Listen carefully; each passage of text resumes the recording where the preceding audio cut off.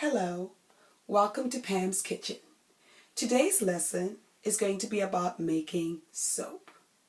Soaps are great gifts to give, and Christmas is right around the corner. So I figured, why not share the gift of soap making? In addition to them making perfect gifts, they also are great to use in your own homes. Let's get started. The first thing I want to go over is the materials you need. You can go to a craft store and pick up these soap bases that are already pre-mixed for you so that it's not too messy to make soaps. The one I'm using today is the Shea Butter Soap. There are different flavors with different bases that you can buy. In addition, you're going to need a container that you can microwave. You also need a knife to cut the soap base, some coloring dye depending on the color of the soap you want to make, as well as a scent. Today I'm going to be making some pear berry soap. Last but not least, you're going to need a soap mold. There are various different types of molds you can buy depending on the size and shape of the soap you want to make. So let's get started. Once you have your soap base, you'll notice that it tells you the 3 easy steps that you can use to make soap. The steps are heat, add, and release. So let's start with the heating step. In order to get started, you would open up your soap and you would cut it. Some people ask, how much do I cut? To be honest with you, this is something you learn with time and you just kind of eyeball it. If you're someone who's more exact, you could totally weigh it out and be more precise with it. So these are some of the squares that I cut using the knife, and now we're going to place it in the microwave. You should put it in the microwave for 40 seconds. If the soap is not completely melted, you would leave it to sit out for 10 seconds. After you do that, you can continue for another 40 seconds.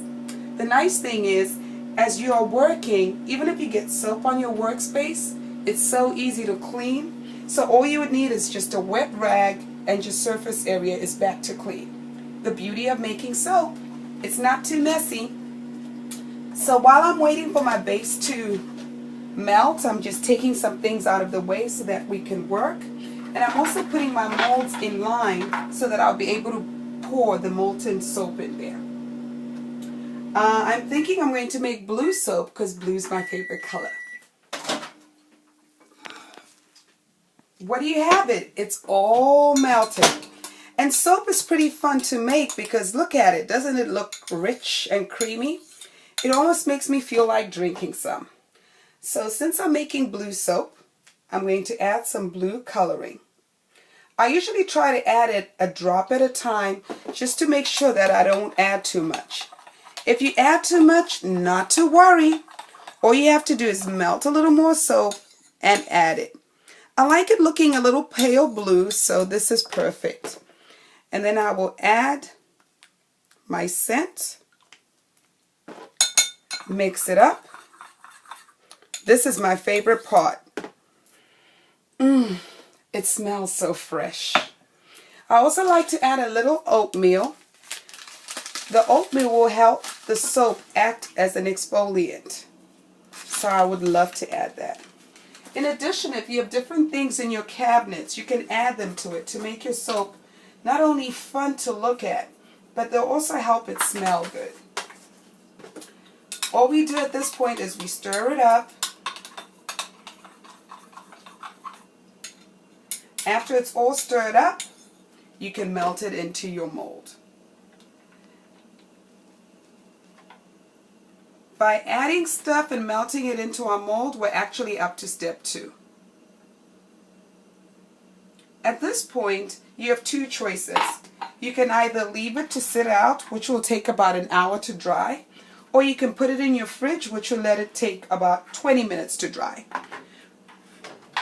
These are the soaps that I made earlier on, which I put into the freezer. 30 seconds. Once it comes out, you can pop it out, and there you go. You have some perfect soaps. In terms of packaging, you can use a little bag and add a ribbon if you're giving it as a gift. You could also get some of these little soap bags and pop it right in there. Soap making is easy, it's clean. I hope you make some for the holidays to give to all your friends and family. But remember, don't drop your soap. Have a good day.